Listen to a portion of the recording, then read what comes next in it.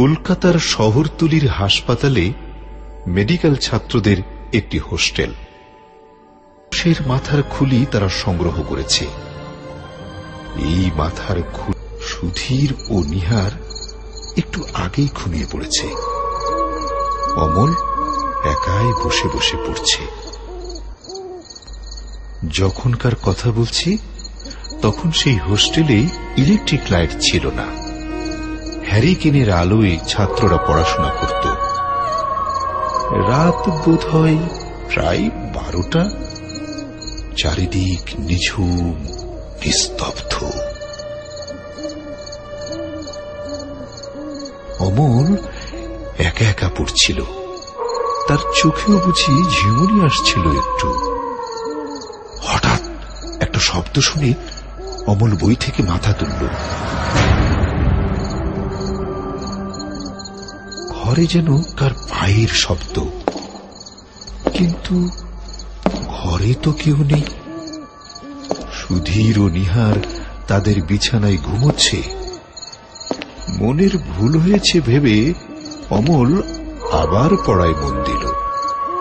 চেঁচিয়ে চেঁচিয়ে পড়ছে না, মনে মনেই পড়ছে অমল, অর্থাৎ বইয়ের পাতার উপর চোখ বুলিয়ে যাচ্ছে।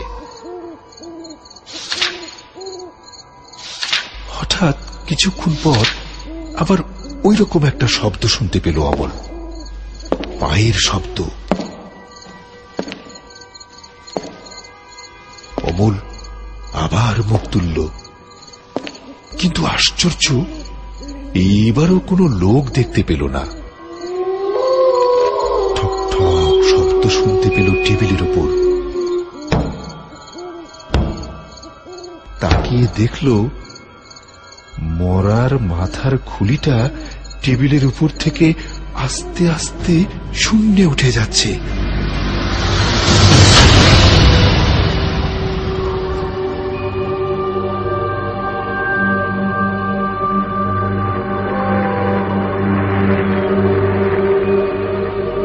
ব্যাপার দেখে স্তব্ধ হয়ে গেল অমল।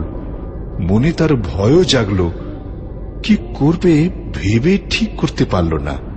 একবার ভাবল সুধীর আর নিহারকে ডাকবে, কিন্তু মুখের ভাষা যেন তার স্তব্ধ হয়ে গেছে। কোনো কথাই তার মুখ থেকে বের হল না। অসহায়ের মতো বসে বসে শুধু দেখতে লাগল। মাথার খুলিটা উপর দিকে উঠছে, আরো উঠছে, চলে যাচ্ছে দেয়ালের দিকে।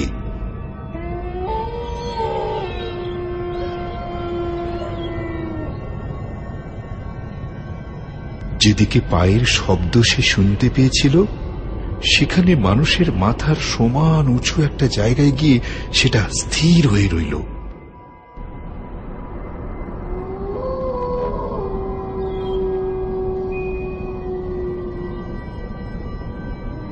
তারপর সেই খুলির মুখ থেকেই যেন কথা বেরিয়ে এলো, অমল। অমল মাথার খুলিটা তার নাম ধরে ডাকছে। ভারী আশ্চর্যের ব্যাপার। কৌতূহল আর ভয় জাগলো অমলের চোখে মুখে। তবু তাকিয়ে রইল সেদিকে। মাথার খুলিটা বলছে, অমল, আমাকে মুক্তি দাও। আমাকে কেন এখানে এনে আটকে রেখেছ? অমল হতভম্ব। তবু তার মুখ থেকে কথা বেরিয়ে এলো, তোমাকে আটক রাখিনি তো, তোমাকে তো টেবিলের উপরে রেখেছিলাম। মাথার খুলিটা বলল, আমার শরীরটা রয়েছে ল্যাবরেটরির ঘরে। কিছুদিন আগে কয়েকটি উশৃঙ্খল ছেলে আমার ধড় থেকে মুন্ডটা খুলে ফেলেছিল। কেউ আর সেটা জুড়ে দেয়নি, ওইভাবেই রয়েছে সেই থেকে। তারপর তুমি তো সেদিন আমাকে এখানে নিয়ে এলে। অমল বলল, তুমি কি আমাকে চেনো? আমার নাম জানলে কেমন করে? মাথার খুলিটা বলল, চিনব না কেন? এখানকার অনেককেই তো আমি চিনি। এই হাসপাতালেই 1 বছর আগে আমার মৃত্যু হয়েছিল। কি বললে?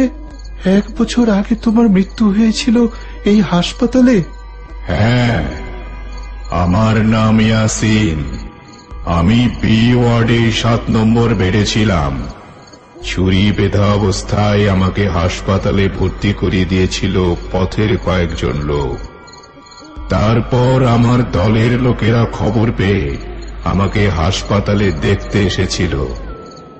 যে ডাক্তারবাবু আমাকে চিকিৎসা করতেন তার সঙ্গে তুমিও তো আমাকে দেখতে যেতে। তোমাকে ছুরি মেরেছিল কারা? আমাদের বিপক্ষ দল। বিপক্ষ দল মানে? তুমি কি পার্টি করতে নাকি রাজনীতি করতে? না, ওসব নয়। আমাদের ছিল চোরাই মাল চালান করার পার্টি। আমি ছিলাম লিডার। আমার কাছ থেকে আট ঘাট শিখে নিয়ে দুজন লোক দল ছেড়ে দিয়ে নিজেরা পার্টি করল, কিন্তু আমাদের সঙ্গে পেরে উঠল না। আমরা যেভাবে মালপত্র জোগাড় করতাম সেভাবে জোগাড় করতে পারত না। তাই আমার উপর হলো ওদের হিংসে। সেজন্য তোমাকে ছুরি মেরেছিল? তুমি পুলিশের কাছে ওদের নাম বলনি? হ্যাঁ, বলেছিলাম, কিন্তু পুলিশ ওদের খুঁজে পায়নি। ওদের কি কোনো আস্তানা ঠিক আছে? তোমাকে মেরে ওদের লাভ হয়েছিল কি? না, হয়নি। আমি যার কাছ থেকে চোরাই মাল সংগ্রহ করতাম তার নাম ছিল বদ্রিলাল। আমার দল থেকে চলে যাবার পর নাসিম আর আমজাদ বদ্রিলালের কাছে সেই মাল সংগ্রহ করবার চেষ্টা করেছিল, কিন্তু বদ্রিলাল ওদের বিশ্বাস করত না।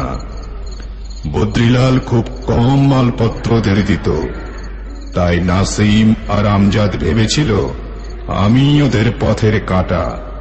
আমাকে না সরালে ওদের উদ্দেশ্য সিদ্ধি হবে না, সেজন্যই মেরেছিল আমাকে। তারপর তারপর আমি হাসপাতালে মারা গেলাম। আমাকে মর্গে পাঠানো হয়েছিল। আমার দলের লোকেরা সেখান থেকে আমাকে উদ্ধার করে নিয়ে গেল কবরখানায়। আমাকে কবর দিল। কিন্তু ভাগ্যের কি খেলা, আমি যে চোরাই মালের কারবার করতাম, মরার পরও পড়ে গেলাম সেই চোরাই মাল পাচারকারীদের হাতে। আমার কঙ্কালটাও রেহাই পেল না। যেসব লোকেরা কঙ্কালের চোরা কারবার করে তারা একদিন আমার কঙ্কালটাও তুলে নিয়ে গেল। তারপর হাত বদল হয়ে আমার কঙ্কালটাও এসে গেল এই হাসপাতালে। অমল স্তব্ধ হয়ে কথাগুলি শুনল। তারপর জিজ্ঞেস করল, তাহলে এখন সেই নাসিম আর আমজাদ খুব চোরাই মালের কারবার করছে? ইয়াসিন বলল, না, সেই সুযোগ তাদের দেয়নি। নাসিম হলো দলের পান্ডা। তাকে একদিন রাত্রিবেলা পেয়ে গেলাম নির্জন জায়গায়, ধাপার মাঠের কাছে। তাকে গলা টিপে ধরলাম। সে অনেকক্ষণ ধস্তাধস্তি করল আমার সঙ্গে, কিন্তু পারল না। আমার সঙ্গে শক্তিতে সে পারবে কেমন করে? আমার গায়ের জোর চিরকালই ওর চাইতে বেশি। তবু লড়েছিল অনেকক্ষণ। ওর কাছে একটা ছুরি ছিল। সেই ছুরি নিয়েই সবসময় চলাফেরা করত, কিন্তু ছুরি দিয়ে আমাকে মারবে কেমন করে? ওর রক্ত মাংসের শরীর, আর আমি ছায়া হয়ে ওর সঙ্গে লড়াই করছি। একসময় ওকে খতম করে দিলাম। ওর ছুরি দিয়েই শেষ করলাম।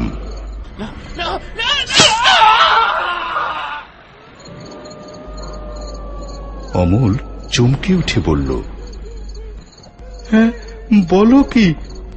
ইয়াসিনের মাথার খুলিটা বলল, হ্যাঁ, নাসিম এইভাবে খতম হলো।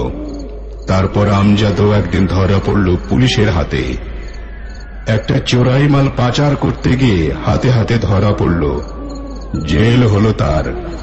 তারপর থেকে আমজাদ এই কাজ ছেড়ে দিয়েছে। অমল বলল, কিন্তু তোমার এই অবস্থা কেন? তুমি কি চাও আমার কাছে? ইয়াসিন বলল, আমি চাই মুক্তি। তোমাকে কিভাবে মুক্তি দেব আমি?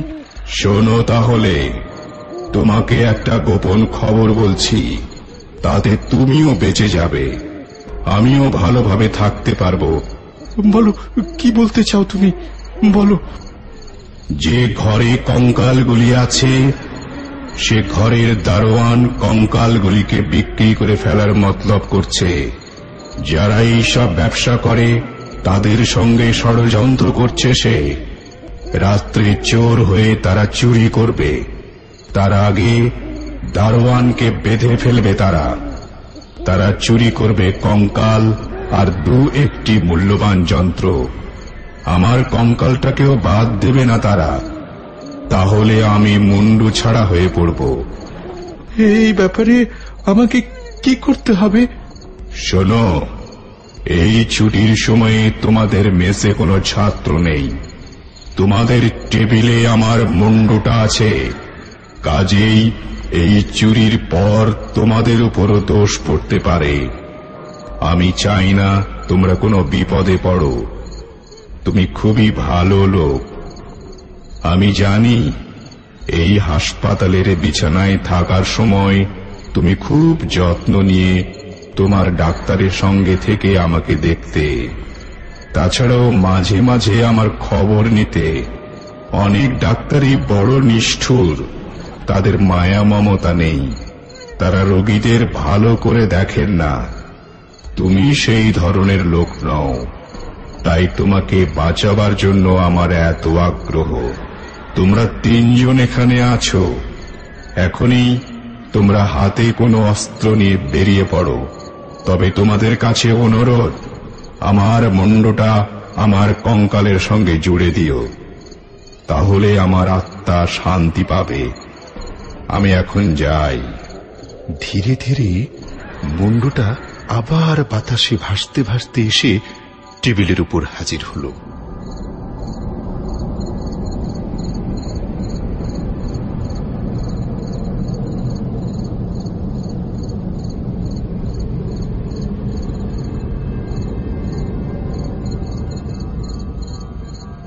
কিছুক্ষণ আচ্ছন্নের মতো বসে রইল অমল।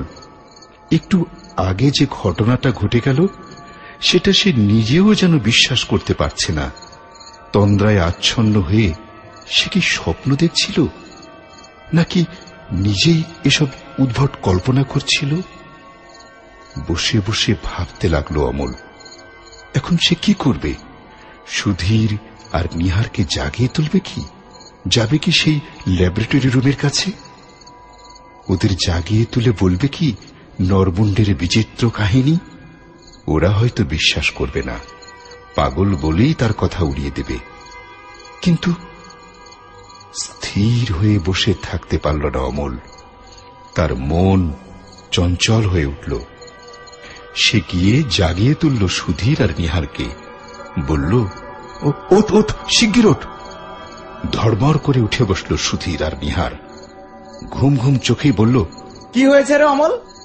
অমল বলল, চলো ল্যাবরেটরি রুমের দিকে যাই, ওখানে চোর এসেছে। চোর? কে বললো?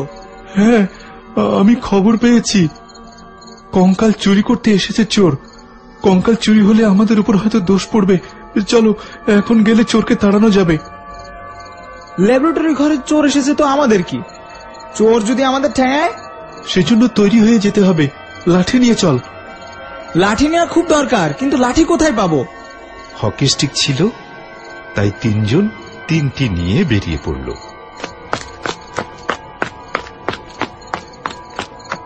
ল্যাবরেটরির কাছে এসে তারা 3 জনই তাজ্জব। দেখল সত্যি সেখানে চোর হানা দিয়েছে। দারোয়ানকে দড়ি বেঁধে বারান্দার একপাশে ফেলে রেখে ল্যাবরেটরির দরজা চাবি দিয়ে খুলে ফেলেছে চোরেরা। অমল, সুধীর আর নিহার হৈ হৈ করে শোরগোল তুলল। হকি স্টিক দিয়ে আঘাত করতে লাগলো মাটির উপর, যাতে চোরেরা ভয় পায়। তার খণ্ডিত মুন্ড, তাতে ইয়াসিনের আত্মার হয়তো তৃপ্তি হয়েছিল।